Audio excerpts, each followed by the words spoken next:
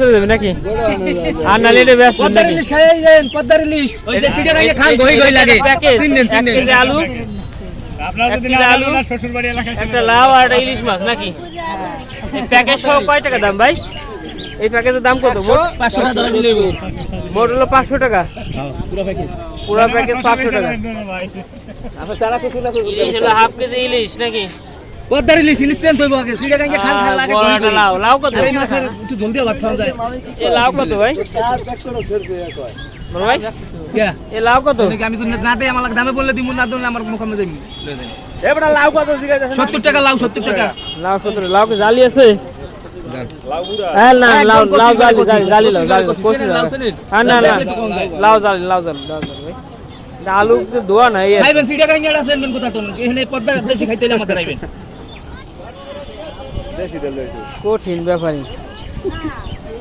যদি কেউ বেচতে পারলে পারলো না আরে বাড়ি নিয়ে খেলা লাগে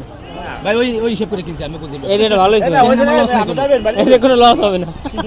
আমি আর বলবো আমি দিলাম না বললাম আমার মানে ওই রাতে মরবে খেপছে কে আর সিগারেট ব্যস্ত আছো ওই মাথা আরে বেচবে তো আইলাম 0 ও আইলাম 0 ব্যবসা ইলিশ মাছ ব্যস্ত আছো সব দে আনছো সব কিছু আমার লাগবে বন্ধু বাগে বললে না বললে বোকা এখন 50 ছবি আমি কত ব্যস্ত এক কেজি 50 ছবি এক কেজি পুরো এই যে একটা কাস্টমার পাওয়া গেছে একজন 50 টাকা হ্যাঁ দিবে চিকেন 50 টাকা সব সব প্যাকেজ 300 কি 300 তিনটা 300 100 ইলিশ মাছ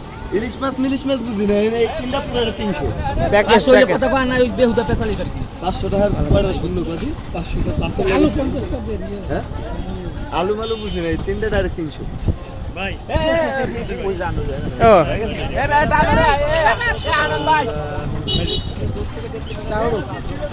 এটা কি টোটাল